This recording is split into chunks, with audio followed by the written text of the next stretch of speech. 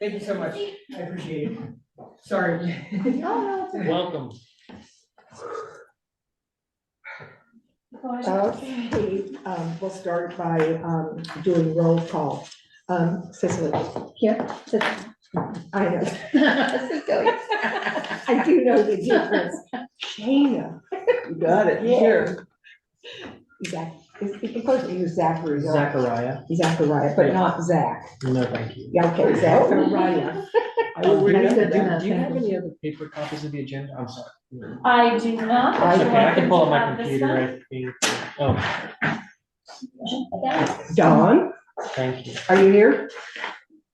Yes, Mohammed, yes, I can handle that question. Angela here. Okay, the next thing would be to approve the agenda. Would somebody like to make a motion? I make a motion that we accept the Second. agenda. Okay. All in favor? Aye. Any opposition? No. We'll start with brief announcements. Does anyone have anything? Let me start, 'cause I don't Yes. know all the faces Yes. here. So my name is Kelly Stackowitz, I'm the Assistant City Manager. I used to staff this commission, but I haven't staffed it in a while. Your normal liaison, Barb Archer, is sick today, and so she asked if I could step in for her. So have some patience with me, but hopefully it's a pretty straightforward agenda this evening, so hopefully won't be any problems. So Not that's it. anticipating. Not Anyone else have anticipating. anything? I think we can leave the door So open. we actually need to leave the door open, yeah, if it's hard to hear, You can move down here if you I like. don't know if it was hard for Commissioner Sherman to hear, it, that's why. it might be a little hard to hear if you can make sure that you speak clearly. This room has better acoustics because it's smaller than the other room. But we don't have the amplification in here. Okay. We need to leave the door open just because it's a public meeting and it's confusing enough that we switched rooms. We don't want people sitting in the wrong place for too long this evening. And I think that is it. Does anyone else have anything that they would like to? No, okay. Okay, so public comments. So that right now we have public comments for anybody who would like to address anything that is not on the agenda, or if you do not think that you will be here long enough to address what we do have that's on the agenda. Have you had an opportunity to look at the agenda so that you know what we are? I briefly overviewed it on the internet, but I'm not familiar with this sort of forum, and so I was a little confused about what everything meant, and I didn't thoroughly read it, so if that answers the question, I don't know.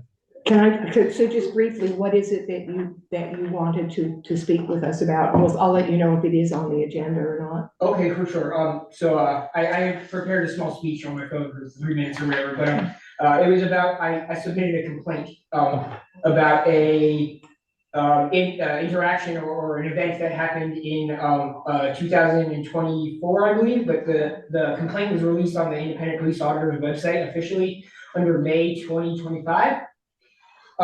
Just a second, Kelly, if because they are speaking, can he go ahead and address now? I don't know what. If, can I just pull up my thing on You're my more than phone? welcome to make public comments. Okay. Do you guys do 3 minutes or 2 minutes? Two's fine also. What you I know? can talk for an hour about it, but. 3 minutes. And you're able to say whatever you want to say. Keep in mind that this is a public meeting and it's recorded. Yes, So if there's something that you don't want public, then don't say it. absolutely. Can I have a moment to bring up what I wrote down? I'm so sorry, I should have been more prepared. No, I fine. am. You're I more am not prepared, in- you're more prepared than most people. Kelly, while he's doing that. can I Literally ask- like maybe 60 to 70 seconds and I won't be ready. Yeah, so take your I'm time. so sorry. How do I connect to the Wi-Fi? You should just go on, be able to click on guest, Guest. and then the Wi-Fi password is right there on the whiteboard. Okay.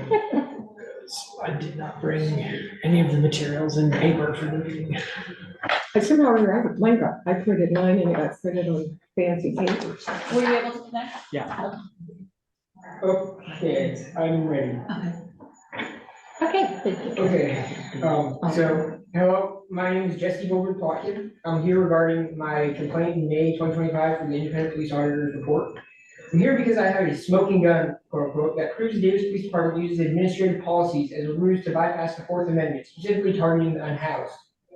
The admission of misconduct.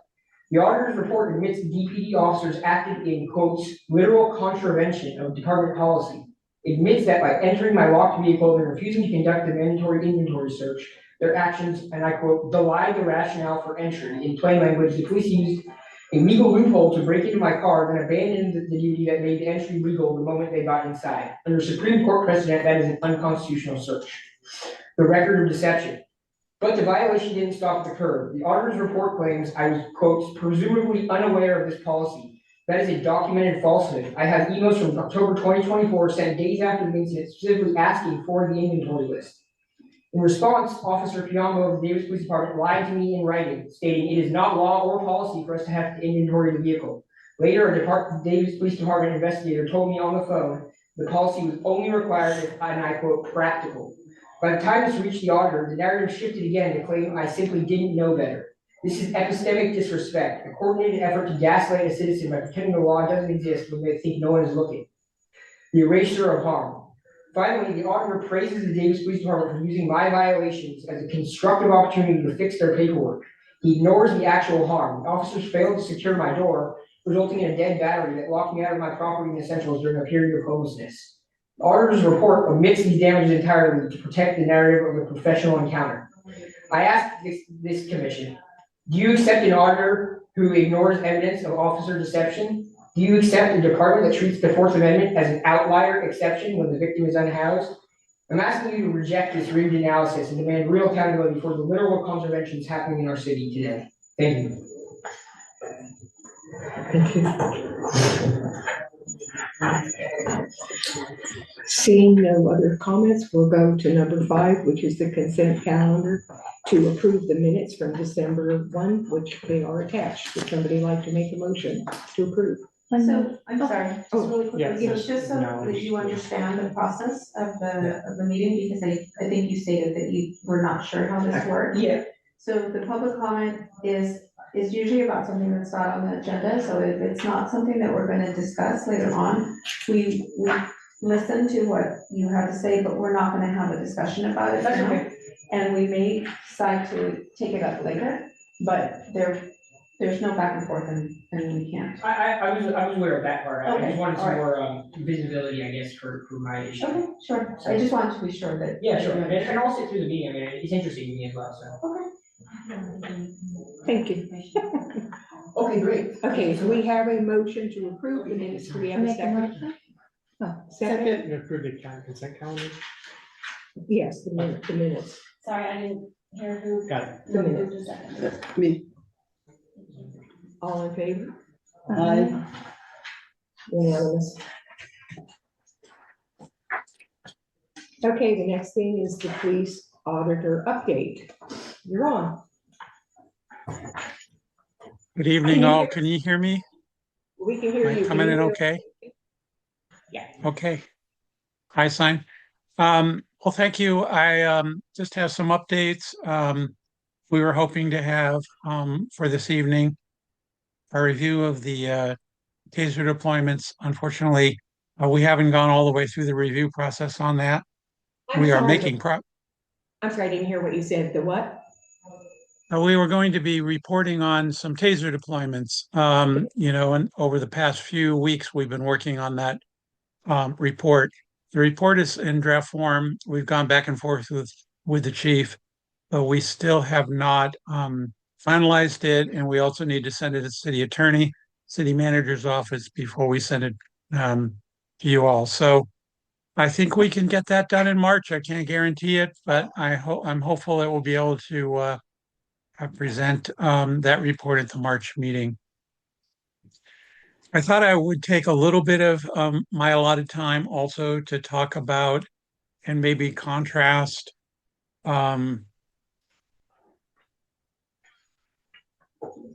events of the recent past as they have involved public safety on the federal level. And I'm really talking about some of the reported incidents relating to ICE interventions, ICE confrontations, ICE shootings, etc. And without any knowledge of particular cases, I would just suggest that some of the consternation and some of what may be going on has to do with the way in which this organization has been stood up over the past few months. First of all, the size of the organization through the budgetary allotments has increased, I think, threefold in the past few months. And whenever an organization grows that quickly, it's always going to be subject to potential issues. It's been no secret that their hiring requirements have been relaxed in order to increase the size of the agency in the way in which they have. And so, for example, um, the requirements over the history of ICE and prior to that INS was that you had to be at least 21 years old. That's no longer the fact. You can be 18 and not fully formed as an adult and join the law enforcement organization with no problem. They have also made no secret to say that they have collapsed their training. And so what used to be a relatively already a problematic level of training has been further collapsed in order to get these people out into the field. The rules in the field do not require identification with regard to their cars, with regard to their uniforms, and with regard to them being allowed to wear masks. Again, studies have shown that when officers are wearing undercover clothing, when they are not identified, when they're not identifiable, there's a tendency, and this is not unique to officers, for people to feel like they can act with impunity in a way that uniformed personnel may not feel as comfortable doing. And finally, the implementation of body-worn cameras by ICE agents, which is virtually all agencies these days have body-worn cameras. For ICE agents, it's optional, and every ICE agent can decide currently whether or not to outfit him or herself with body-worn cameras. And two final things with regard to when an incident occurs, there is very little transparency, and what transparency there is has resulted in information being put out immediately, essentially justifying incidents, which later that information ends up not being true, but not because of body-worn cameras or anything else that's been put out by ICE. It's because of the documentation that has been widespread by the protesters and by others that show these events and show how, in fact, the information that has officially been put out does not line up with what the video evidence has shown. So what about all this, and why am I making the point that I'm making? It's really just one, to express some frustration and concern about ICE activity, but really it also is to show the contrast between the way in which your local law enforcement agency does its work and the way in which this federal agency does its work. And if you want to say night and day, it's about as different as night and day. Unlike all of the other concerns that I've raised, your agency has strict hiring standards, has thorough background checks, has significant training, has field officer training that's very robust, has policies that are enforced, has good supervision, has transparency, and most importantly, maybe not most importantly, but importantly, has oversight. So for all those reasons, I'm heartened by local law enforcement and frustrated and disappointed by at least one federal agency that we must now have to deal with. That's all I have to say for my remarks, but certainly open to answer any questions about our regular work, as well as my comments on federal enforcement of immigration laws. Anyone have any questions or comment? Do we even know what kind of training these officers have? And is it substandard to, what local law enforcement training might be? Yes, in part, and yes, in part is the answer to your question. Commissioner. What we do know is that the training for ICE is done at what is called the Federal Law Enforcement Training Center. That's a law enforcement training center in Fletsey, Georgia. And they have pretty good curricula for FBI, for DEA, for other federal agencies,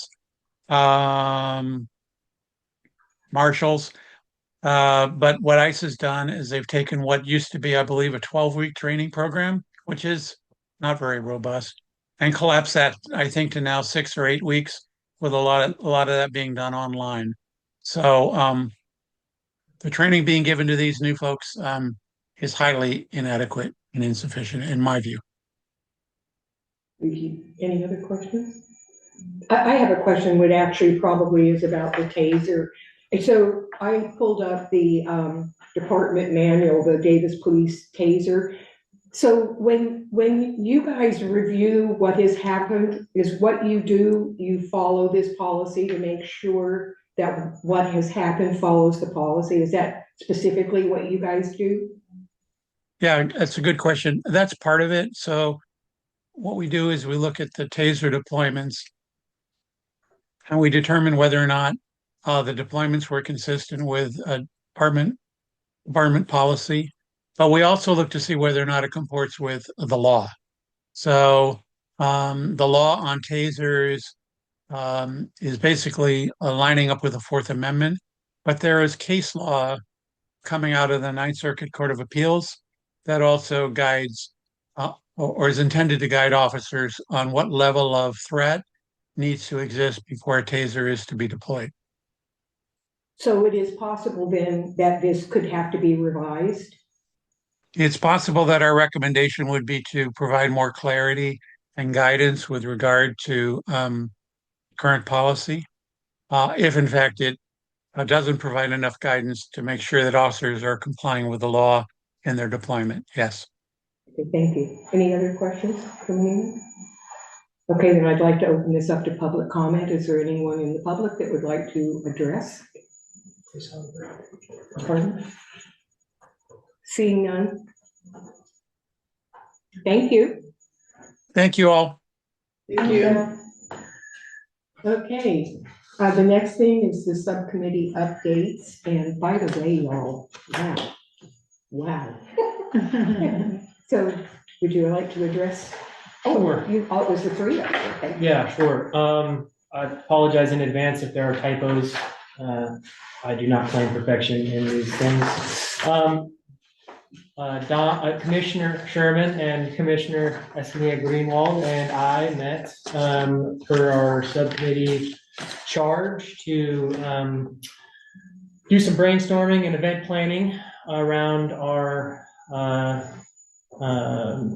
Police Accountability Commission big event, annual event for outreach to the community, and we came up with some ideas and the notes of which I put into this report and presented to you in the attachment on the agenda. And I guess just maybe I'll do a quick run through of what's in the report, explain the thinking, and at any point you all just interject on your thoughts. If you have additional or alternative ideas, anything really. I'm just kind of a brainstorming place here, and the goal is to have something, given the timeline and wanting to have an event by April. The goal is that we have some conclusion and concrete direction at the end of this meeting, so that we can kind of be off and about and start doing the work of making the meeting happen. So we'll start in the report. This topic that we chose is some form of a call to action and working together in our community to protect our neighbors. This is in relation to the national, I think what we felt was a national crisis in response to the federal administration's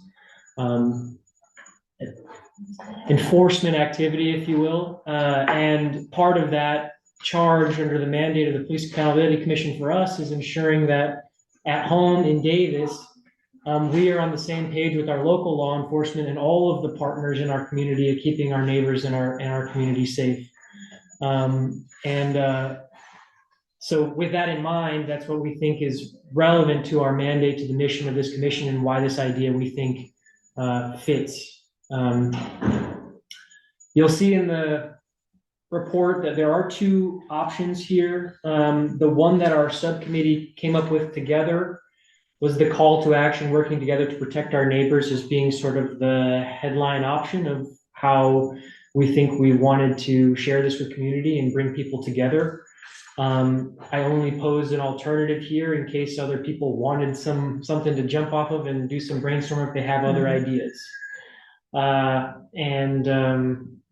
You know, I'll stop here and discuss at the very beginning here. Does anybody, how do y'all feel about this particular issue, topic, or idea so far, without going into greater details? Anybody right off the bat just opposed? I think it's a great idea. Okay. All right. But I was very timely. Yeah. I Yeah. mean, if you look at next door, there's a lot of concerns about. Yeah. um, And so the next section of the report is just to identify what the goals of the event would be.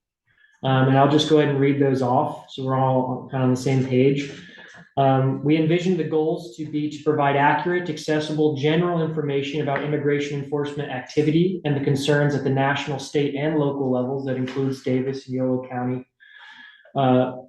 Clarify the role of the local institutions, including our local PD, particularly law enforcement in our schools, under California law and the city's policy with regards to how, you know, the city would respond or could respond to any of that kind of activity if it comes to Davis. Share know your rights information applicable to citizens and non-citizens alike in the community. This would be general information, not legal advice. Supporting family and neighborhood preparedness, community connection and trust building, which is firmly under the charge that the Police Accountability Commission has in terms of building those relationships, not only with multiple community partners, but also with law enforcement and law enforcement to community. And right now, trust with our PD is very important. Trust with local partners and local enforcement, very important. And lastly, the last event goal that we identified was to foster a welcoming environment that prioritizes participant safety. So anybody showing up to this event would be safe to participate, and that their dignity and the accessibility of the event would be protected. So those are the goals of the event this week. Okay, my question Yeah, is sure. about the general legal information and not Mhm. legal advice. So what you're talking about is what the law is, but not anything specific to an individual. Correct. Okay. Yeah, and some of the working concepts in the next parts of the report, I'll talk a little bit about what we kind of had some ideas about what the event could look like in terms of, you know, what the agenda could be, how it would shape up, how the event could actually look or run and operate. And then also the participants or invitees, other community partners and organizations and institutions we might want to invite, and our subcommittee would actually, maybe even with the help of city staff, reach out to directly to begin the planning process, which we want feedback on all of this. But yeah, to answer your question, jump ahead a little bit. The reason for the share your rights information is because we would hope that we would be inviting and participating with partners in the community who have a background in immigration legal, provision of immigration legal services. So that would be a very obviously opportune time to bring in community members and let people know how they can protect themselves and what their rights are with respect to protecting and observing their neighbors. Because as we saw, some of the incidents that we've seen nationally include people just observing and facing consequences for doing so, deadly indeed. And so what are our rights with respect to being able to do that in such a situation? So just kind of at the high level, so at the one point is informational, and then the other sort of community building or community reinforcement. Yeah, and because when we discussed this, part of what came up in our brainstorming was, some of us know different organizations that are working on different things, but I also, as an example, know that some of these they're not talking to each other, and it would be an opportunity for us as a commission to create this event to bring people together to be able to share the things that they're working on, or the capacity, if you will, that they bring to the table in terms of collaborating with each other.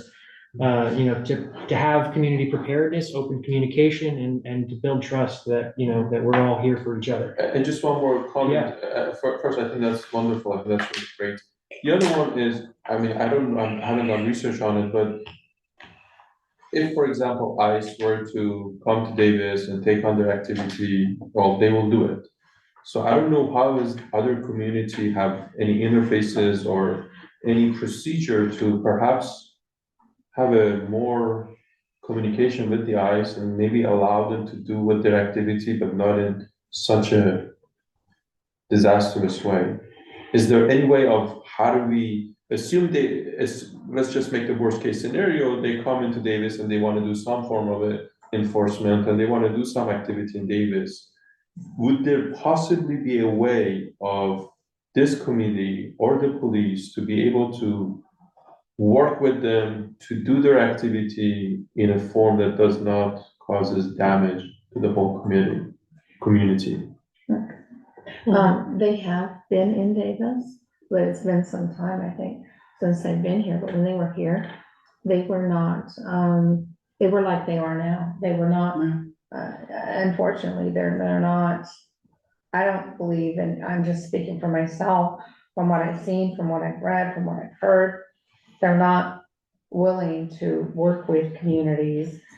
They're not community friendly in any way. They're just instilling fear in people, whether they're undocumented or not, at this point. And as we've seen from, unfortunately, the 2 people who were killed, it's not just people with my skin color, it's whoever they want to go after. So unfortunately, I think right now we are in a mode of what do we do to come together as a community, to watch out for each other, to share resources, and to basically protect each other, because work with our police department and to protect each other. We were fortunate, and I don't want to jump the gun here, Zacharias, but it was months ago, I think December, Gloria, if I remember, when the county had an event where the police departments from all of Yolo County cities, so Davis, Woodland, West Sac, I think is it Esparto, whatever other cities, they had an event there, and the sheriff's department, and they basically committed to the community that they're not working with ICE, and that if ICE were to come on school campuses or to come, they would, the only way they can even talk to, and it's not like they can come and talk to a kid, they'd have to get the parent, but they'd have to have a warrant. And it would have to be, visible. They can't just say they have one and not show it. And it has to Judicial be. warrant specific. Oh, what? A Judicial warrant, yeah. That was a law that was passed at the And state so- level. So I guess my question is, as you mentioned that there were ICE before all of this chaos that it happened. Yeah. Is there any way that allows us if they were to ever be here, to have that de-escalation, kind of go back to the status quo? Or does it have to, as soon as they enter, we have to make sure that it turns into this huge chaos?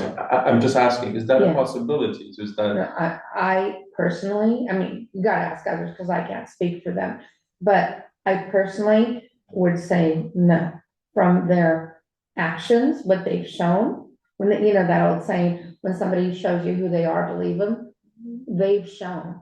And I think I'm of the mindset, and again, I don't know the others, but I'm of the mindset that we need to be in collaboration and protection mode, not can we work with ICE, because they've already shown they can't. So I don't know. Sorry, maybe I'm not understanding the question, I don't know. I was gonna ask you if you had something to Oh, say. Yeah, I did. So I just want to make sure that I understand what it is that you are asking. De-escalation, to try to Right, so de-escalate the is situation as so opposed to. is it possible for, like, say our local police department comes and they've been trained in de-escalation? Mhm. So if we can say that that is a response that would happen, is that our police department would come and make sure that the situation did not escalate to the point that we have seen in other places. And also maybe. Because I guess my question was like, I was trying to envision who would be the party that would be in charge of de-escalation of that situation? I think the police or maybe other community, and the other thing is that, is there a minimum objective? I guess that's another question, to be frank and candid. Is there any objective of ICE that could align with Davis? Well, you may say there is zero. Is there any overlap of any sort, or is just completely what their objective is, just zero overlap with, for example, what this community is? And the reason I ask that is that if there is anything, at least maybe that minor thing, maybe there's a 1% overlap in terms of alignment of objective, mentality. If that is somehow being able to work on that 1%, and hopefully the other 99% escalation doesn't happen, that's what I'm trying to really get I could to. comment, I think, on this from the perspective of like, generally speaking, it's the policy broadly across most California jurisdictions, and I believe it may be Davis, but sanctuary status. First of all, that's first and foremost, that's generally speaking the local policies, which means no collaboration. But that means just no collaboration. However, yeah, there's no collaboration or information sharing, with the exception of there are certain jurisdictions, for example, people who are held in custody currently, who have committed a crime, who have been identified by immigration. There's a process, but Davis has no role in that because Davis does not oversee the jail system. So aside from that, that would be the only sliver. Only thing. That would be it. I see. Okay. Otherwise, Davis doesn't participate in any enforcement activities with ICE in the city. Okay.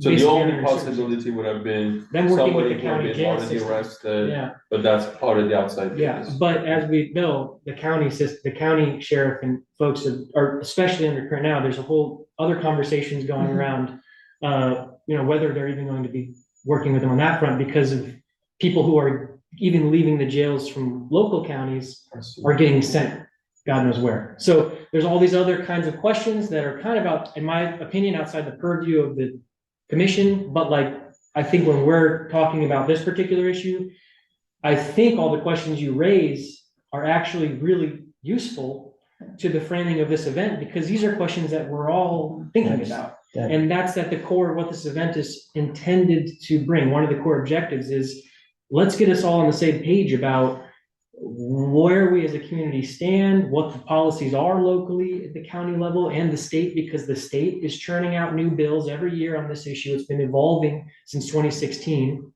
And so having everybody know, not only what the information is accurately and having being able to access that, but then also what to do about it. Which gets to that other point you raised, Mohammed, about de-escalation and about like where the responsibility of that kind of thing lies, because we've seen, for example, in Minneapolis, where de-escalation was in the purview of the local police department, and in that very tense situation, they don't have the authority to de-escalate the ICE officers. It's this weird law enforcement conflict of jurisdiction. And so that turned into the police department kind of being in this weird buffer zone with the local community and feeling at odds, and that creating a lot of tension and conflict there. And so kind of all of that working bit, trying to get a handle on that and have an understanding and bringing our partners together to have that conversation. So ICE supersedes authority? Not exactly, but they have their own federal charge. And so, I haven't seen so far any local jurisdictions willing to just start arresting ICE officers. And what the heck does that look like? There's a whole other can of worms again that, is yet to be broached, and the courts are going to have to be, there's a lot of legal fights going on in other jurisdictions. But at least I think, just to kind of bring it back to the event plan itself, these are a lot of questions I think that we should, that are a good reason to have an event like this, where people can bring more questions, where you can have experts come together from law enforcement, from, our local city leadership, from other, institutions and organizations.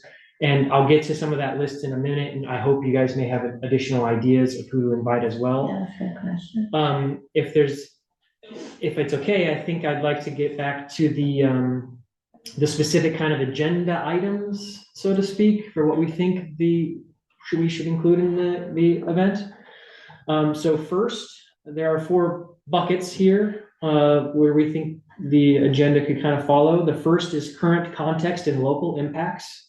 So this is sort of a general information bucket, and I'll just read these bullets. Overview of immigration enforcement trends nationally and in California. This event is intended to take place in April. That's 3 months from now, 2 months from now. So there's a lot that could happen and change in the next couple months. And so a current event sort of component to this forum or workshop or community, event, we think as a subcommittee would be very important.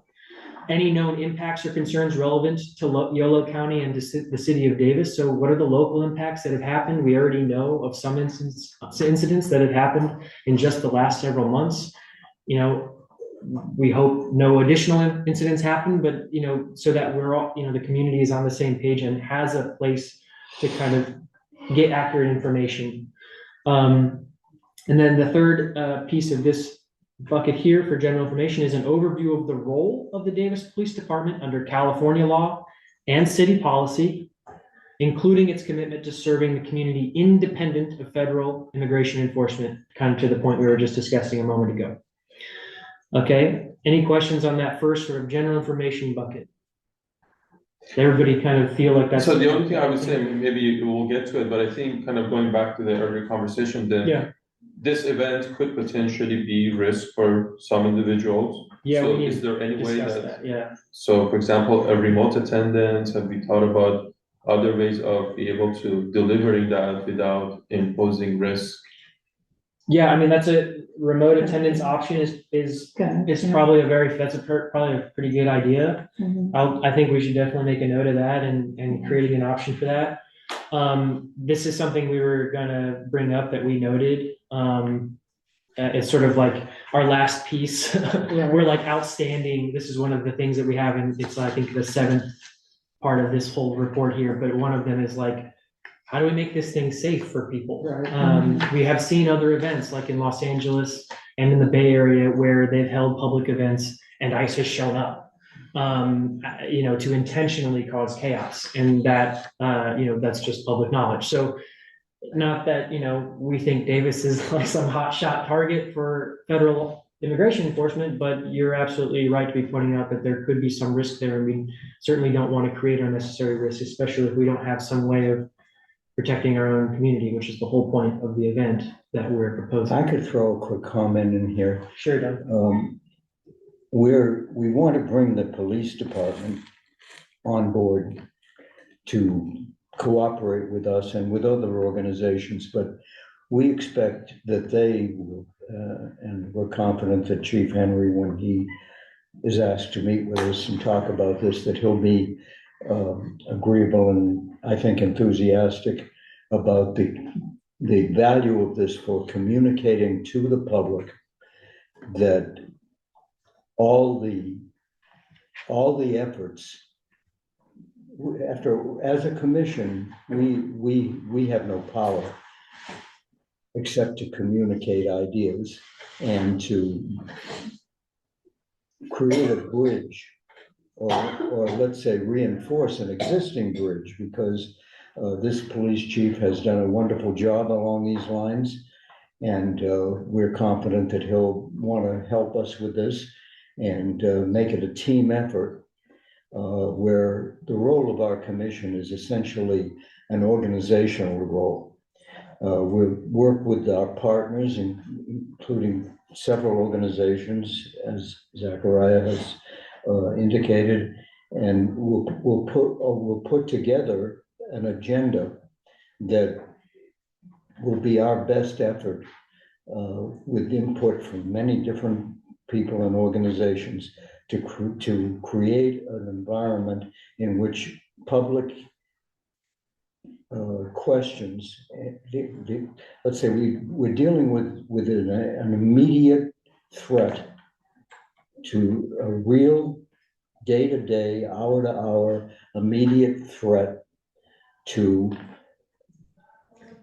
a very large number of people in our community when we consider that it's not only the immigrant community, but it's also the people they work for, the people that work for them, the families, the associations, the churches, the schools. Every kind of relationship that exists in the community is dangling by a thread at this time in terms of this issue. So while I applaud the points that you're bringing up, and I'm learning from the points that you're bringing up, and it's important, I don't think we should try to create the agenda in this meeting. I think that our role tonight should be, because we'd be here all night, really, if we tried to do that, and we still wouldn't complete it, because we need the input from all these other organizations and other leaders. When you consider all the factions that you've summarized some of them, but also indicated that there are many more that we'll add. And I think that would be what we should be doing tonight is first fundamentally agree that, yes, this is the program we want to do in April. And then I think we need to really create a list of potential partners that we will be contacting. You've already started, you started this in a very effective way, but we should, and then anticipate that we are going to be dealing with a number of people who will be anxious and fearful about this. And we should work on ways to be of service with the cooperation of the police department fundamentally, but all of the other institutions and their representatives, to be of service to everyone who is interested in this issue, let's put it that broadly, in various people's needs. But I think that's what we should be doing tonight, is decide, let Zachariah complete his report, and then decide yes or no on whether we want this to be our program. And then another point we might consider is having it in April really going to give us time to put this together. I'm a little anxious about that, frankly. If 2 months is enough time, it could be, if enough of us work on it and we formulate our plan in a business-like way, going from the general to the specific, and then putting it back to the general again, so that we know exactly what we're going to do, where we're going to do it, when we're going to do it, and anticipate the problems, which we've started to do in this meeting. But this is business for the next few weeks at least, to anticipate the problems and issues and work with the police department and with the sheriff's department and with schools and churches and organizations of all kinds, and certainly any representation from the immigrants. We say immigrant community, but they're not really a community as immigrants. They may have various things in common with one another, the major one being that they're in danger because they are immigrants. So we recognize that, and with all of that in mind, I think we can agree on a plan tonight, something we can do in the next hour or so that we have, and And I just, I agree, this is obviously a tremendous amount of work and went into this, and thank you for that. But I also question whether it might be a little overly ambitious to hold this in April, if that really gives us enough time to put together, this kind of an event. Maybe. I mean, I've worked in my professional capacity and held workshops and events like this. I mean, my organization does once a month. I mean, I think at a scale like this, it just depends on the participation of community partners at the end of the day. I think there's really nothing stopping us from holding an event in 2 weeks if we wanted to. But in terms of, maybe community planning, sure. I don't know, we can have that discussion as a commission. I feel actually okay that this is possible to do by April. I don't think we would have to put it off. If you want to discuss maybe some way of paring it down, and we haven't gotten to the full concept. My point, we had a question mark at the end of it. I just brought it up to have this conversation about it. We probably can't decide tonight whether it should be in April, but we might be able to decide that we would like it to be in April, and we're gonna start working towards that. And if a week or 2 weeks or 3 weeks from now, we find, well, we really need, more time, then that's another issue. Because we'll be getting feedback now from a whole bunch of organizations that we need to work with, and they will have ideas about whether we have enough time, if they have enough time to prepare their part of it and so forth.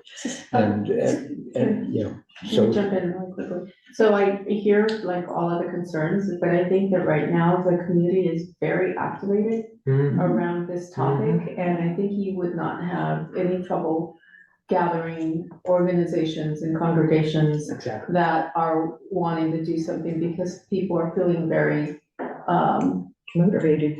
right, Yeah. they're very aggravated, they're very feeling like, I wanna do something. And there's a sense of urgency And there's around a sense of around urgency. actually all the goals of the event. Like, people want to know this information. They want to know, like what they can do. They want to know how to protect So themselves. I think think this there's an idea urgency. of going forward and then Yeah. checking in along the way, but not saying,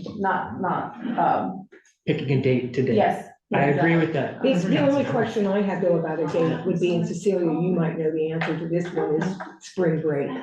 That would be the only thing, but I think April. I don't think we're like there at that No. detail, I think we're still, Correct. I think trying to that- get through the, Yeah.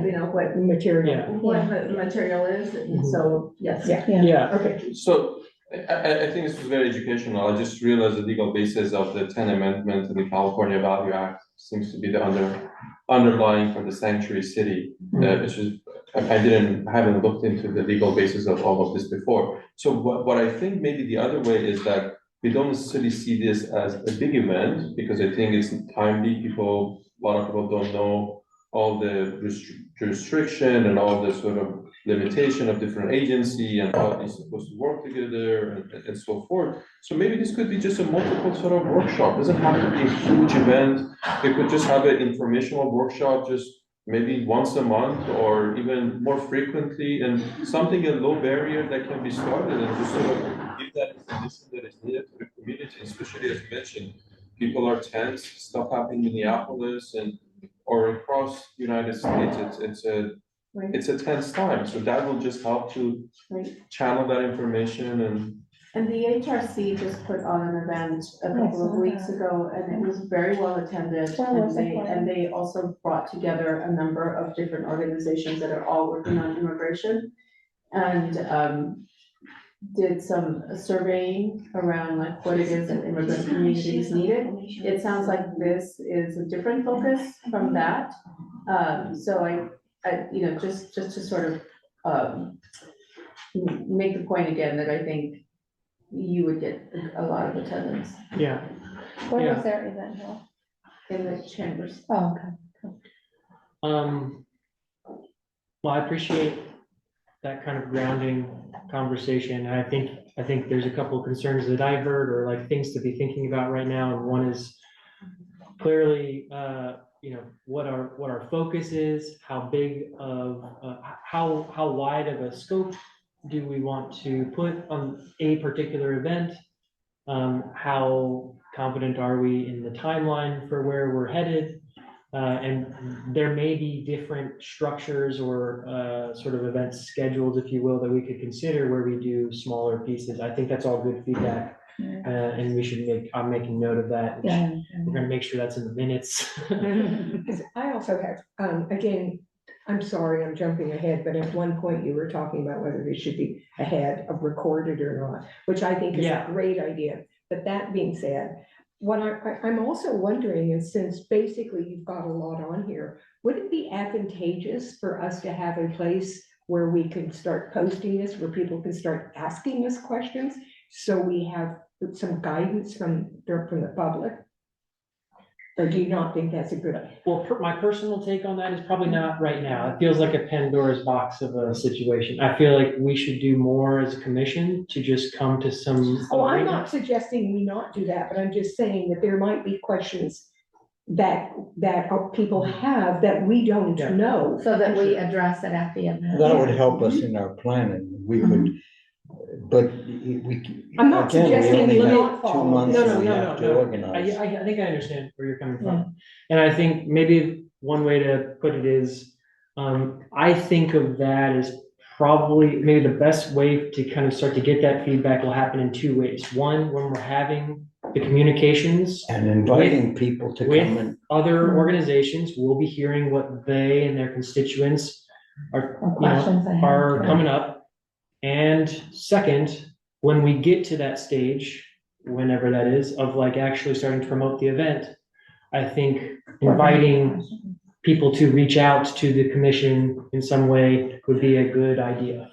I think that might be the proper time and like form for kind of funneling that feedback at that stage. And I think it might be best for that to kind of give people like something, kind of clean and concrete that we've thought really hard about. And so there's, good feedback that we can get at that stage too, instead of, what can probably feel like an overwhelming. That's a good idea, we've had, when we have events in the past, we have a flyer, people can go online and look at it. I don't wanna make a decision now, but we can always have a QR code where we instruct people in our press release to please, go to the QR code and type in questions that you may have that come up when you're there. And there's a number of easy ways. I know that the city can put something out like that with a survey or something in the promotional kind of stage of that. all of that is appropriate and useful. Totally. But they are tools to develop interest and awareness, and then interest and hopefully attendance to the event itself, which is where the real business is going to take place. Actually, I think this is a good segue to kind of, if I may, get us back just so we can cover all the material. Right now, we're in the middle of the working agenda concepts for discussion.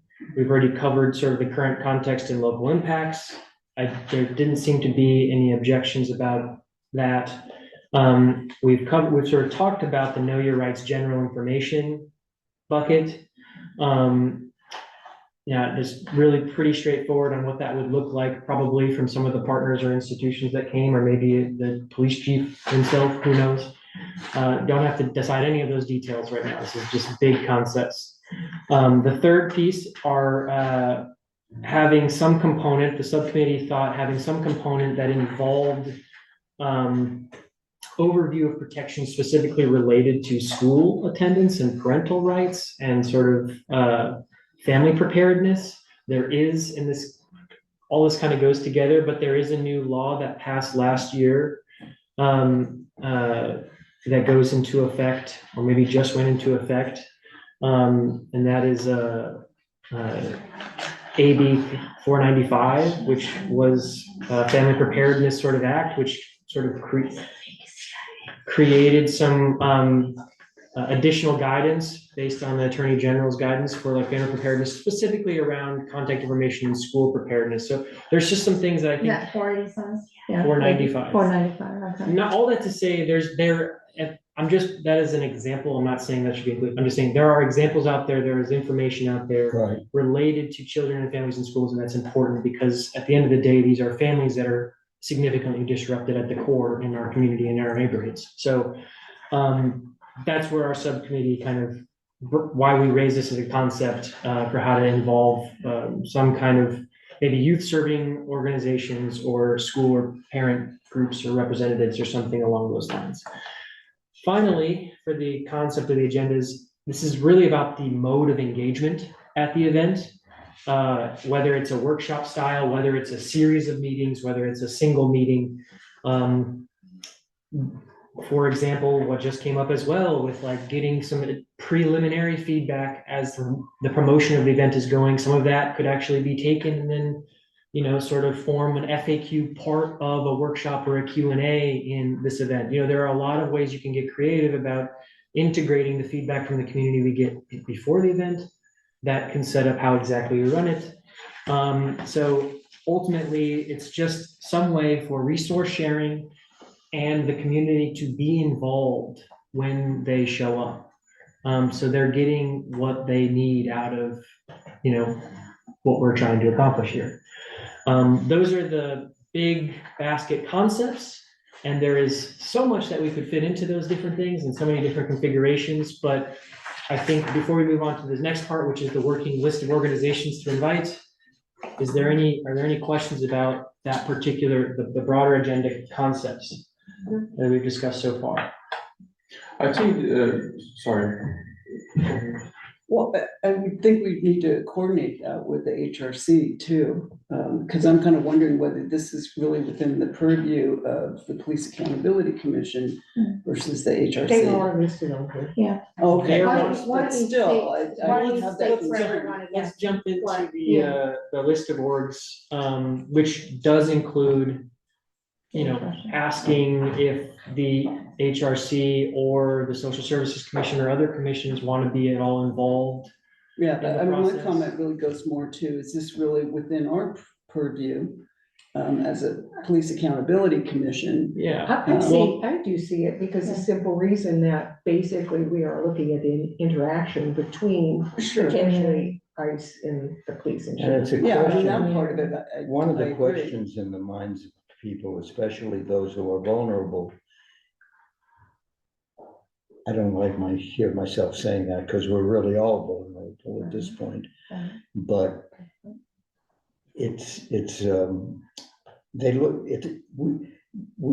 do, and we want them to, and we promote the idea of people depending upon the police department for protection, for service. And the police department has been very responsive in that area.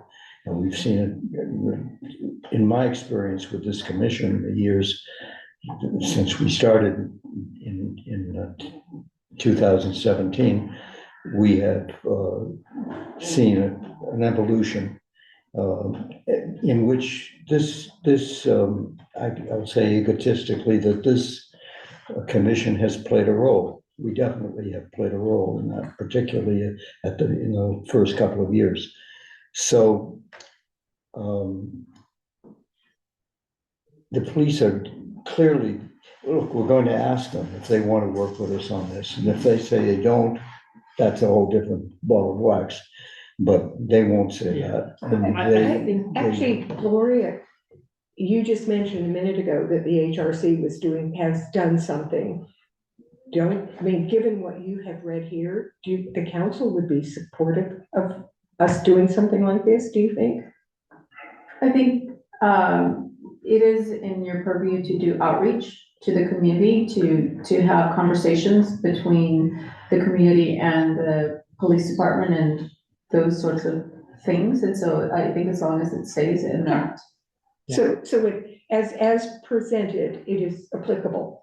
Yes. Yes. Yeah, And so, I and I don't think think there's a that, and I question think like that that, the question about whether or not if this fits into the HRC or police accountability, it depends on what the angle is. And if the angle is more focused on, right, or, what would the police do if the ICE came into our community? I just heard this piece on NPR, I don't know if people heard this, where they did all of these 911 calls that came in across the country, and it was shocking because all these people are calling the police department and they're saying, I want you to come because they're on my property and I can't get them to get off my property. Yeah. And so, and the dispatchers are in all these places. This is something that they have not ever had to deal with because they're like, do you need an ambulance? Do you need and they're like, no, I need you to come and get, somebody called and said, my cousin was just abducted by ICE and he's born in the United States and I want you to come help us find where our cousin is, it's unbelievable. Yeah, and I think that raises a good point. So with the Human Relations Commission, their purview really is equity, diversion, and justice, right? Civil rights at its base, which has its own component and angle on this entire, frankly, crisis that we're in right now. And I think, for us, it's different because this is about safety. At the end of the day, who are we turning to if that happens? It is our local People wanna leadership. People wanna know. Yeah. what the police department's stance is on Yeah. this. And eventually, in some form, like what council's direction is gonna be around that, and that's important as well. It's safety and protection. Yeah, And then also, again, just looking at the legal stuff, seems to be the police department is the only legal buffer in this purview. I mean, Yeah, they are really. the only legal buffer of enforcement or prevention of And enforcement. we're a sanctuary city, right?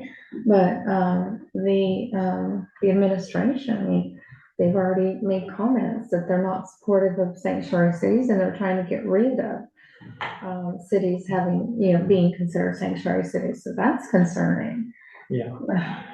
I think it's a good time now Yeah. to discuss what kinds of different entities that the subcommittee identified, and we're looking at like sort of a broad swath of community partners, and in particular, I think we decided to make these like nonpartisan groups. Yeah. These are groups that do not have a partisan affiliation or are 501c3 registered, or charitable organizations or government organizations. And so, to be clear just about what boundary I think is important to set here for who participates and is invited, because we don't want it to be like exclusive in any form. Yeah. So the first, we just have a list, I think there's 9 here.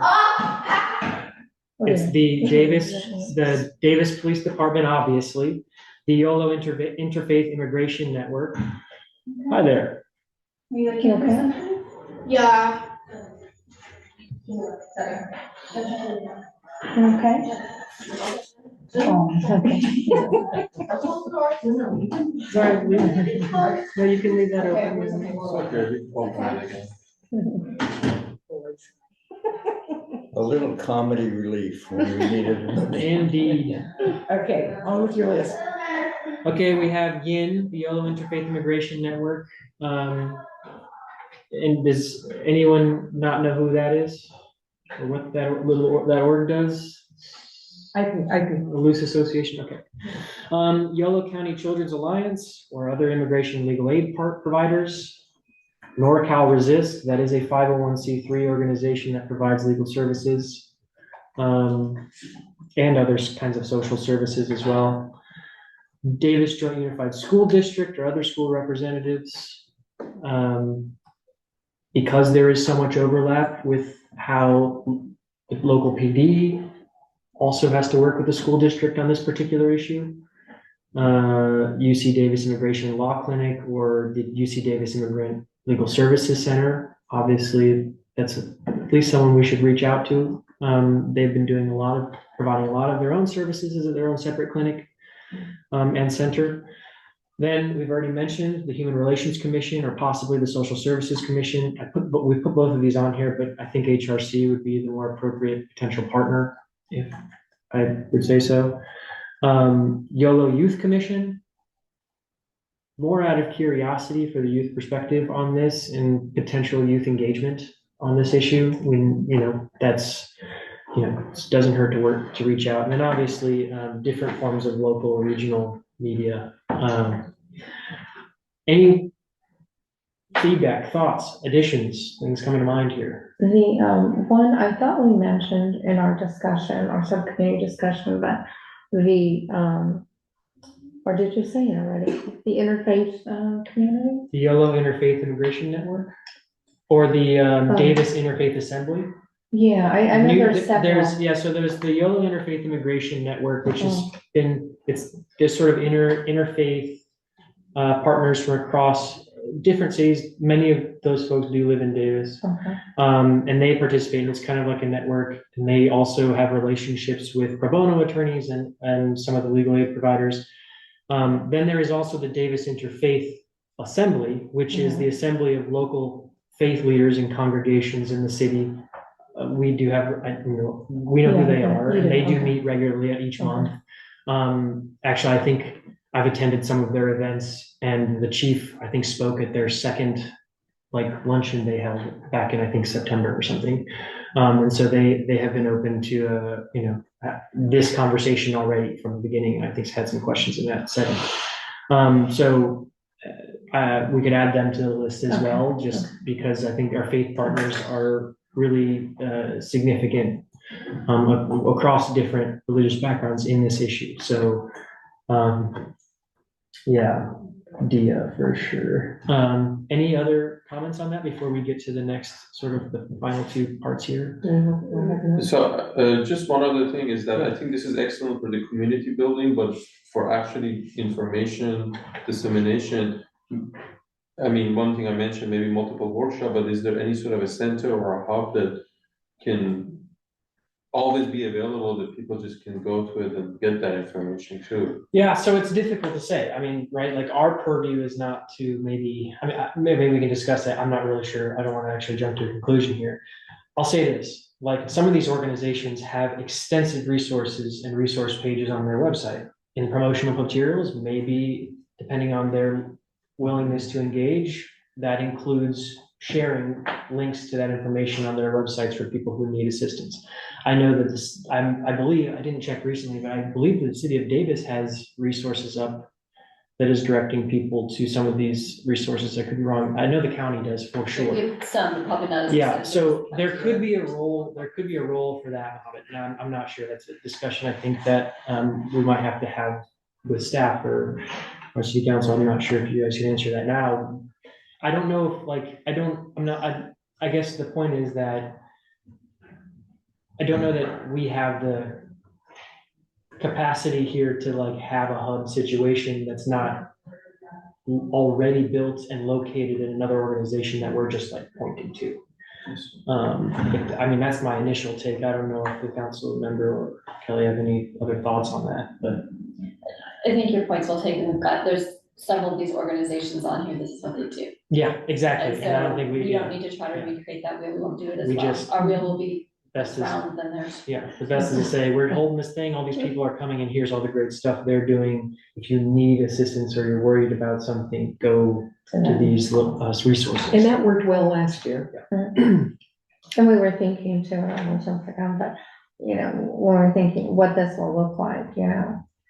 Is there gonna be an opportunity for these different organizations to come to maybe set up a table and have information available for people? Mhm. That might be an option. And part of that thinking was like, you know, we just did something very similar with the general, you know, with the general plan community meetings that we have. You know, like that format structure is pretty simple, you know, and it gives an opportunity for people to build their own relationships and to interact with those folks in a sort of curated or facilitated way.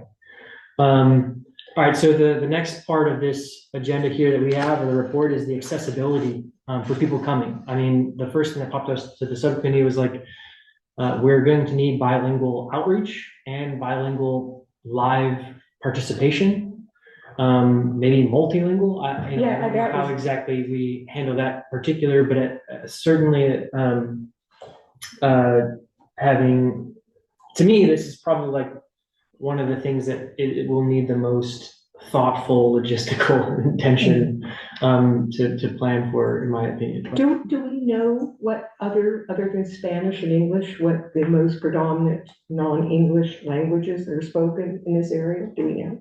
Mandarin and Korean are the other two. So it would be nice then to have someone from.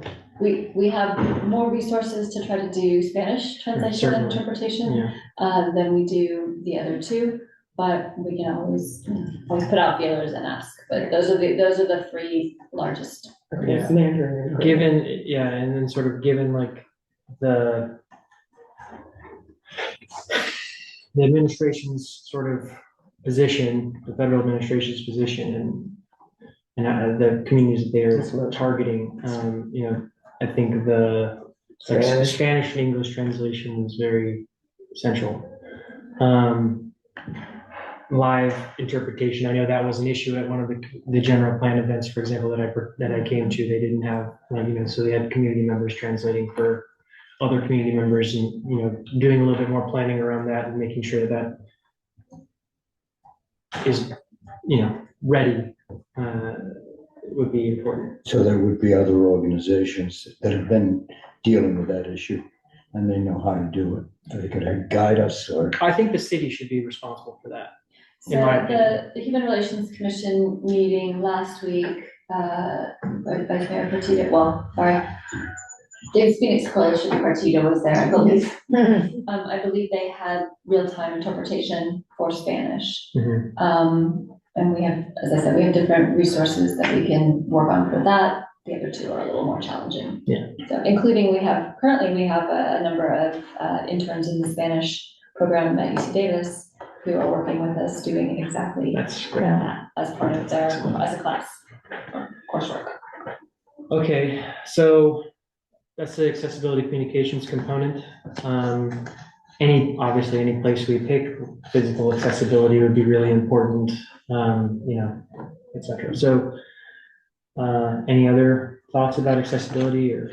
I would just throw in, we haven't mentioned specifically, but in the past events that we've run, we really haven't had much response from any aspect of the university community. Students, teachers, administrators, employees of whatever kind. So there's a whole community connected, and maybe we could bring into our, early in the game, maybe in the next few couple of weeks, we could find, it might be one of us, I don't know, but, or one of us would suggest someone, perhaps, that would help us. And I realize when we say university community, we're not talking about a one-on-one communication. Obviously, it's very complicated, but we could investigate what the best media are and what other organizations have done successfully to interest people connected with the university. Like obviously this is a profound issue for them as well. And it's a big market for us that we would like to include for them to have the benefit of it. Well, I think one of the touch points, at least for us on this issue, will be their immigration clinic. They have an arm of communication to the rest of the UC campus around stuff that they do. Excellent, yes. So if we can get response from them, I think they would be the ideal folks. And then in addition to that, many of the other organizations have board members or participants who are affiliated with the university in their own right and do their own other volunteer or other work with the university. And so I think there are different avenues where that touch point may happen both intentionally and then also maybe just indirectly. Okay, well, here's the last section of the report here before just moving to a recommendation by the subcommittee. The last section here is the outstanding safety, privacy, and oversight considerations that the commission should discuss. Some of that has already come up so far. And I think maybe we can just talk about, I'll bring up the ones that have already come up.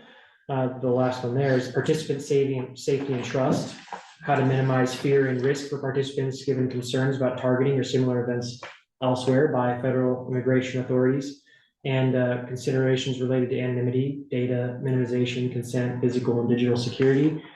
Mohammed, I think this is a great point to make an option for remote participation available in case folks don't want to physically attend. I recognize that also creates an additional layer of complexity with having multiple translation options, etc. So, you just have to acknowledge that. But there's also an avenue here for openly communicating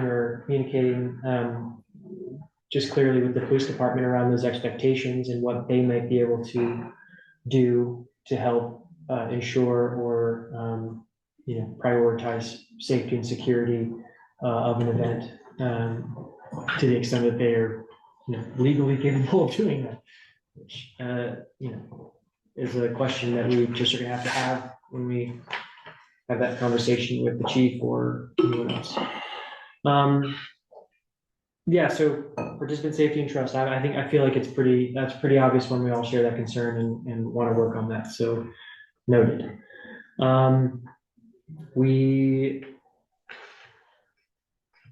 There's 4 other parts here. The other one that you brought up already was around recording and documentation. So there was an idea in the subcommittee that recording the event could be useful for additional later editing and use by the city, like publication by the city, other promotional materials, informational materials that the city could put out.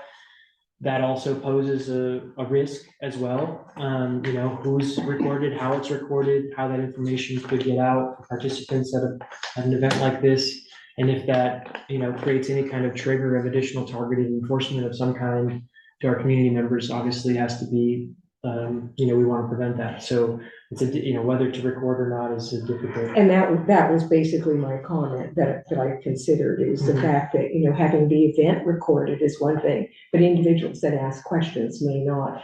And if it is being presented on Zoom and recorded, there is a Q&A place where people can be asking questions, which would provide for safety, because we wouldn't know who it is.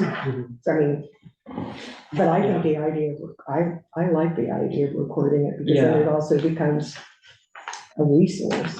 I think part of when we talked about it as a subcommittee, we were thinking about just discussing this with city staff, is there a way that we could maybe record presenters only? There are certain ways I think we could set up an event space where participants themselves are not exposed to any kind of recording, and it's only sort of maybe some of the professionals or our city leadership or other people who are representatives of some organization who are speaking who are recorded, so that that's available for additional use and dissemination at some other point. And we're not putting anybody else at risk for the questions they ask or the ways they participate. So that's one way to potentially with that. People can write down their questions. And the presenters can answer. And I don't know, maybe, but there's also potential risk for the presenter too, as a target. Yeah. So I think recording may limit or change the way they would respond to questions, so it will have other ramifications as well. So, it may be an instance where it's a live event and no recording, or, because if it's gonna be virtual, there has to be some kind of, obviously, video interaction. Well, if you ask the individuals that are presenting, may you be, it may we? And if they say. A lot of these people go out and present in the community and they know that they're being recorded. They're gonna know in advance, we can ask them. Kathy, did you comment? Well, I think, Yeah, I have one, but. I'm wondering if the city has experience with or facilities for a Zoom presentation where the meeting itself could be on Zoom and people can actually participate. We've all had that experience, right? Meetings on Zoom, they're very common now. And they could actually, we developed this during the pandemic. That's where Zoom and YouTube both became major tools for communication. So I'm wondering if the city is set up to help us with any of that. Yeah, we can talk about, and I think what you've been talking about is potential, even a hybrid. Some kind of hybrid option. Pieces in person, and then there's an option for people to come in remotely if they feel more comfortable doing that, or if they want to do it in their jammies or whatever. The other thing in terms of recording, one option that you might have is you can record if somebody has like a slideshow, like a PowerPoint, and then you can record the PowerPoint with the voiceover, but not necessarily their face. That's a kind of another option that some people may prefer. Anyway, there's the short version is there's different options depending on how this all shakes out. Okay. All right. Couple more pieces and then we're almost done here. We'll go with the event framing, the language used. This is, I think, came up in our subcommittee. Don might want to share something on it. We had some conversation around how explicit we should be in any communications with the public around ICE itself or Border Patrol itself, rather than being we had a conversation about that. Whether, when we're discussing the event, this is just an event, we use the language like quite literally that it's, working together to protect our neighbors call to action event. Or if, we're specifically naming this as event to talk about protecting our neighbors from ICE or from federal immigration enforcement, and like how explicit in communications we are in that. So I don't know if anybody has any thoughts about. Or that scare people off, or. Do you have a recommendation on that? Well, we had some conversation in the subcommittee. I mean, I guess, I think I'm willing to defer to Don's expertise in public relations on this issue personally. After hearing him out and we were discussing this, my initial response, I'll give you my logic, my initial rationale for, like just pointing out, like, yeah, let's identify that this is related to federal immigration enforcement and let the public know exactly what that is and be explicit about it. My initial inclination was like, that seems like a good thing because people are aware of it right now and people are seeking that out right now. In some ways, there is risk. People are also averse to that as well. So there is a give and take there, but it does provide a sense of clarity. I think, and I don't want to speak for you, Don, but I think your position was that, we really don't need to be that explicit that because yes. people will understand. And so, Well, it's, yeah, there are a couple of reasons for that.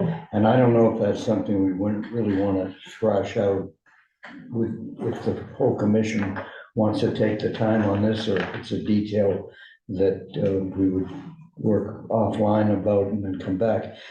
But essentially, it's just a matter. It's technique is what we're talking about. If in publicizing an idea,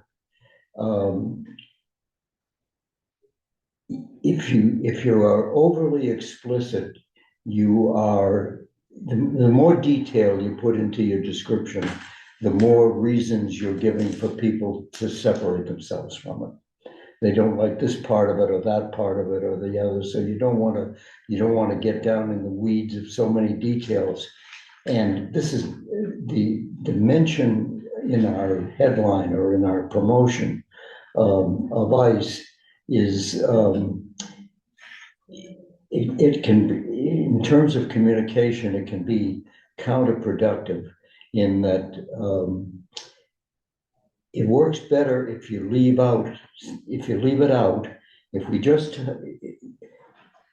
describe the event as being how we can protect our neighbors, how all of us can work together to protect our neighbors. and ourselves. The people hear that and they put ICE into it themselves. They don't need us to tell them that.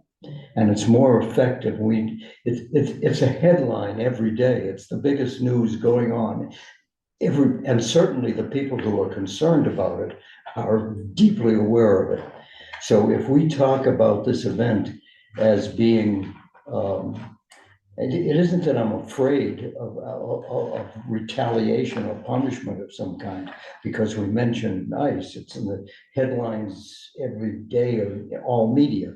If you tuned into the Grammys last night, the recipients were all talking about, it was the major subject of comedy, because it gives people a relief from the tension to make jokes about it. So in the same sense, it's just it's a detail that we really, I didn't anticipate that you as commissioners would want to be involved in, but if you are, I'm happy to talk about it more. But I'll simply say, just repeat what I indicated earlier, that if we just say we're working together how we can work together to protect our neighbors, period. That's all we have to say. And then we can go into the details of who's going to be involved in the program and what the various topics and discussion will be. But to put the name ICE in the headline is giving up an opportunity to communicate more effectively. As I said, people, they will react themselves and it will hit them harder and mean more to them emotionally if we make them put it in themselves and when they think about it. Yeah, I agree, and especially since when you look at the list, the word immigration is listed there, so it's implied. I agree. So the theme, I guess, would be building safer and stronger community. Yeah, that's, yes, Working together. essentially, yes. I don't, yeah. Working together to safer and stronger community. And that was one of your titles, That's right. Yeah. working together to protect our neighbors. Yeah, and I think, I think we'll also be trying to work with city staff on communications and what the city is also comfortable with themselves saying. So there's a little bit of give and take on that. It's just a little bit of psychology Yeah. and communications. Yeah, as I said, I'm not an expert in that, so I defer to Don's judgment. I think, we can discuss how the city also will want to move forward on that. So I just wanted to raise that because it was a topic of conversation we had in our subcommittee. And then the final bit here is about, whether, I guess maybe this is an opportunity, like, I'm happy to do this, also work with city staff on this, but to develop sort of some social media toolkit or something, some kind of promotional materials, and I'm sure staff is gonna wanna work, on that, the city's gonna care about that, so, just how we should be communicating, how promotion will be done, and who is gonna be responsible for the creation of that materials on, like the city has its own social media. Obviously, we're gonna wanna engage partners and be telling, inviting them to, be trying to share about the event or raise awareness themselves using whatever platforms or tools they have available.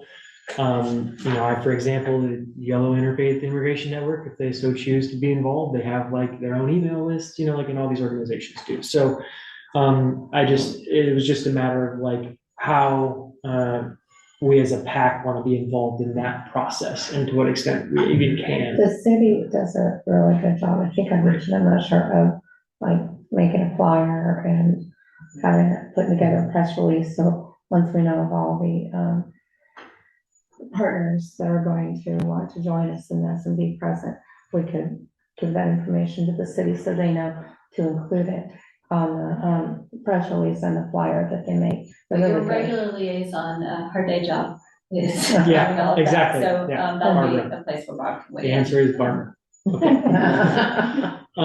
All right, I think, we're not to drag it on anymore. So the recommendation part of this, just to sort of pull it all together, is, I'll just read it.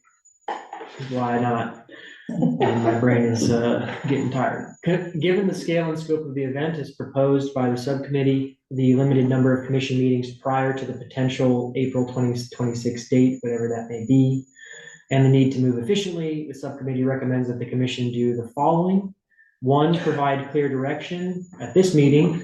So that would be approving essentially the event topics that we discussed, the overall scope and structure, and the core partner organizations and participant parameters. And so, all of those things we've covered. We do have some feedback. There's not like a particular motion, I don't think, that we need to make on this. I was gonna ask. I don't know So if we do or not. this is just purely, vibes, I guess. Yeah. But this is the general recommendation that we're making. I don't think we actually need a vote on it. But maybe, I don't know, we could do something if that if somebody wants to. The second part of the recommendation is, the direction we've already received, we've had this conversation already. This is the closing. We've gotten some direction on the remote attendance option, issues with recording. Folks have spoken up, risks of different forms of participation. We've kind of covered a lot of bases here and taken some notes, and hopefully a lot of this will also make it into the minutes, so we'll have in perpetuity. But the second part of this is basically to, I guess, authorize the subcommittee to continue to do this work with the city staff and also do outreach with the community. Can we make a motion to go ahead and approve this? I mean, would that make it more formal? You can do that if you want, that's absolutely. I guess my question is, this is February. If we wait until next time to go with this, that makes it. Oh, yeah, no, we certainly need this, like, my intention, and I sort of volunteer to continue to work on this. But to the extent that anybody wants to be involved, I think, the challenge is we can't have conversations outside of We these have a meetings. lot of work to do. Let me stipulate, so we can't all do the work because there's a Brown Act situation going on here, and so that's what what I'm getting at is like, do we want to authorize the subcommittee that's already been formed to continue to do this work and kind of be responsible for it? is there any changes that need to be I- made about who wants to Then participate? I'd like to make a motion that we approve the plan, you're predominantly section, part A, right? Option A, Okay, option A, and then all the things that we on discussed. everything. Yeah. So I would like to make a motion that the committee continue, going forward with option A. Okay. With the directions and comments that have been made by the committee. Second. By all of us, by the commission, But By the the discussion from this evening. the Okay, commission. and so you guys are okay with the three of the subcommittee Well, members to we continue to need do a- this work? We need a second. Second. Okay, so now discussion. I'm basically, Yeah, I'm just, if I can Yes, ask a I- clarifying question yes. about, you guys are okay with the three of us, doing some Right. email outreach and et cetera? Like, if that's, and you guys are on board, keeping to Of do the course. work together? Okay, Yeah. all right, just making sure that we're all on the same page. Then that's great. Okay. I'm also happy to continue. Okay. this. yes. Oh, you have a motion. Yeah, I know. Are you ready for us to vote on it? Okay, so then I'm all in favor of the motion as stated. Aye. Oh, oh, You need to know that the motion is? no. My council member reminded me that you need to take public comment before you actually. Oh, that's right. I'm sorry. I'm sorry. This is an item. for- Okay, yes, it public, is. is there anybody in the public that would like to discuss the proposal for the outreach? Seeing that there is none. Thank you. I just want to make just one final quick comment, Okay. is that it would have been nice if this event could have taken before the picnic day. It's just a mass gathering. Would have been That would have been ideal. so good, because that's April 18. Could have been a little bit earlier, then maybe would have put a little bit more. Choose whatever date you We want. could go Yeah. before April 18th if we move quickly, and Well, I it think just now depends on with how. having done this gives you guys, so anyways, what else will we We can do vote that on? before That may be appointing. possible. Because I think- you make a good point. I mean, there's a lot of people and there's a lot of people from, I was gonna say diverse backgrounds. But again, at this point, it could It's be the any chaos. nationality and it doesn't matter. Look at the two Caucasian people that were harmed, So you bring up a good point. Okay, so ready Okay. to vote on the motion? All in favor, please say aye. Aye. Unanimous. Okay. And so I guess the last thing to close on this, just say, well, thank you all for your participation in general, but I think, if there are any things that are coming up unresolved stuff, we still do have a meeting in March. Anything we're kind of running an issue on, or anything that still needs to be hammered out, or anything like that, we'll just bring back to the full commission to discuss in March. So I have a question, Yeah. or maybe a suggestion, I'm not sure which. I don't know if you have thought about kind of where you wanted to have this meeting, but just logistically speaking, it would be probably good if we checked in on some dates. Yeah. Usually these kinds of things would be appropriate for the Vets Memorial Center. You may have something else in. We don't in have mind. anything that That's what I was we were thinking. leaving it open. I think we're gonna lean a lot on staff to help with So that. I'm gonna, talk with Barb as soon as she's back and have her check some potential dates, because that might dictate what you're Oh, looking at. yeah. Were you thinking of an evening meeting, a weekend meeting, a weekday meeting? Like, did you have any? Oh, shoot. Well, maybe. I haven't thought maybe that far ahead yet, Maybe Kelly. that's something that Barb can have a conversation. Yeah. You just. I mean, maybe, Back to it sounds like a weekend would be a good idea. We Yeah.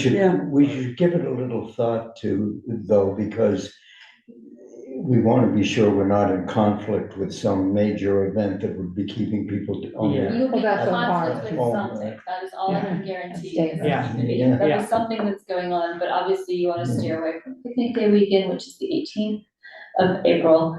If you wanted to do it before that, you've got a pretty tight window of options, so that might narrow, I think that that's, might answer the question. I think for it you. may just answer the question. We may just figure that out sort of by natural elimination.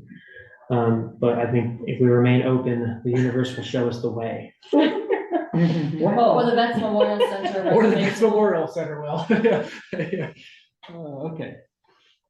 All right, well, that's, I think that's all for this, agenda item. Okay, so then the next thing is the long range calendar, upcoming meeting dates and potential agenda items. you have a long-range plan that came in the packet. It looks like, well, as Mike said a lot earlier, they're working on their TASER use report, so maybe that will be ready by the next meeting. And if that's the case, that'll take a little bit of time. I would expect that you would have additional outreach, questions, conversation at that meeting.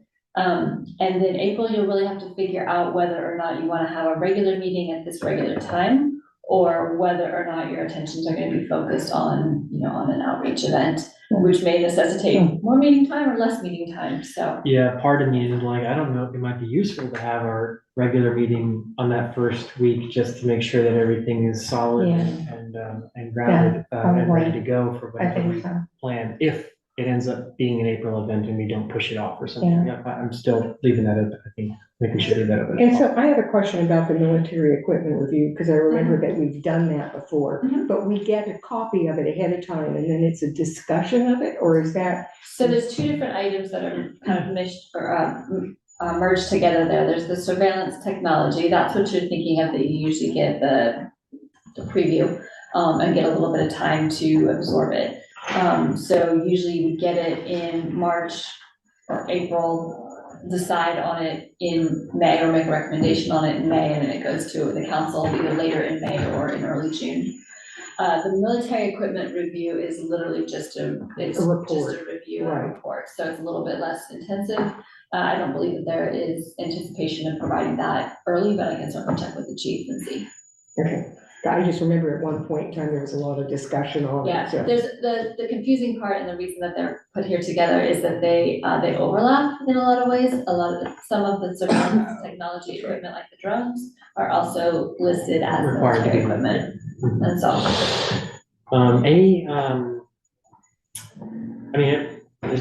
There's no set date on those items, but any updates or anything on the e-scooter bike safety option, or the I talked to the chief before about having a presentation of some kind sometime this year on the police department's work on child pornography and other kinds of child abuse cases. I do not have the information, but I can ask the chief tomorrow and I would love to plan something for like in the fall for that, maybe. I don't know when. I believe the next time the annual report by the chief is in July, right?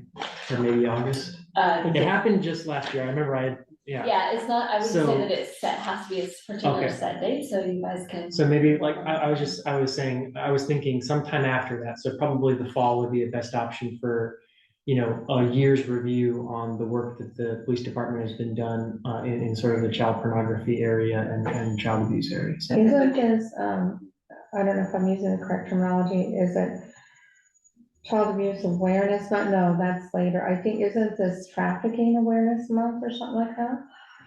I was so shocked when I read how many children have been trafficked under the age of 18 in Yolo County. It blew me away. I couldn't believe it. I mean, I had that conversation with the chief when we had met, and that's why I brought this up, because I didn't realize how much work the Davis Police Department does on this issue. It doesn't get a lot of attention. There was a great presentation by Empower Yolo. Yes, I wasn't able to make that last week. I read about it. Well, it wasn't wonderful, but I know what you mean. Yeah, it was very informative and thoughtful. Yeah. Okay. All right, so I have no answers, but I wrote down the questions. That's okay. We have pressing matters in the next couple months. Plenty to keep you busy, that's for sure. Yeah. Okay, any more comments? Any public comments? Any other comments before we adjourn our meeting? Oh, actually, I'm sorry. Go. Yes, I almost forgot. I'm so sorry to drag this on. I've been there's an issue that came up today. I had to call the police. There's some vandalism and some property crime on my motorcycle. That's the only transportation I have. So a lot of stuff is like stolen off my bike and everything. And some other members of this parking lot at the apartment complex that I live at, somebody kind of had broken into the vehicles and stuff. The issue that I actually have is that, in a lot of jurisdictions, they have this sort of program, and I feel mixed about it, but there's kind of a crime-free neighborhood idea, like, there's this program that cities can work with property owners, property managers about, which includes environmental safety practices, like having cameras and lighting.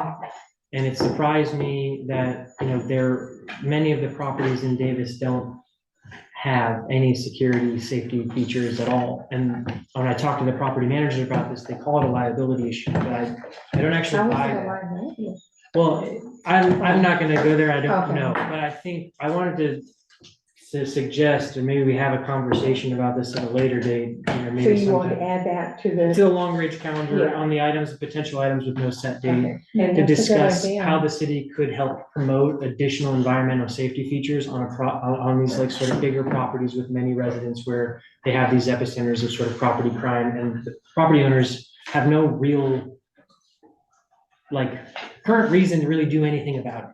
They just sort of forego all responsibility for residents and let whatever happens, happens, and that leaves a lot of us less safe. So I thought it's an issue we should talk about, maybe bring to the city at some point. Okay, so let me open that up for public comment. Does anybody on public have any comment on this last issue that we just added to the long range calendar? Not on that issue specifically, but I did have one more thing I was hoping maybe get some information on or just bring up, if that's possible. I was just curious about, are you guys aware of any, like memorandums of understanding or like, jurisdictional powers the Davis Police Department has on, county land outside of the city limits at this time? Because there's been enforcement from Davis police officers outside of the city municipal limits, and I was not aware of that being legal. But they are claiming that they have some agreement, although I haven't seen any kind of paperwork, to police, adjacent lands to the city borders. I was just curious if there's any information anybody had here, or knew about anything like that. I can maybe talk to you when the meeting's over. Okay. I mean, Yeah, we can't respond. Thank you Okay, for okay, thank you for sorry. bringing the question. Okay. Any other comments or questions before we adjourn the meeting? The only thing I was gonna say is that, the issue that you brought up, we do have something called SEPTED. It's crime prevention through environmental design. And it's something that it can be as simple as, police going out and looking and saying, hey, you should cut down these bushes, they're creating a, so that seems like kind of. the Yeah, type of thing there's you're talking programs that have been, there, it's controversial when you start getting into it because some cities have gone in this kind of radical direction where they start kind of building relationships with landlords to screen people out of being able to live in certain communities. yeah, There's a whole, this- there's literally, hey, element, this there's place is- layers this of place how is that happens. dark, and so Yeah. you should put some lights in, it'll be But that is safer. exactly So the- that's something the- that we the can. narrow area of focus. I'm That's how talking about. we'll, describe the long range calendar. Thank you, appreciate that. Okay, Cool. all right. Okay, Meeting adjourned. thank you, Sharon. Beautiful job, by the way. You guys did Yeah, it was incredible amazing. work. Thank you, team, we did. Thank you, Mike. Good night, everyone. Bye. All right, You're fine. all right, you guys, I'll, think when Because I'll- we can, I'll yeah.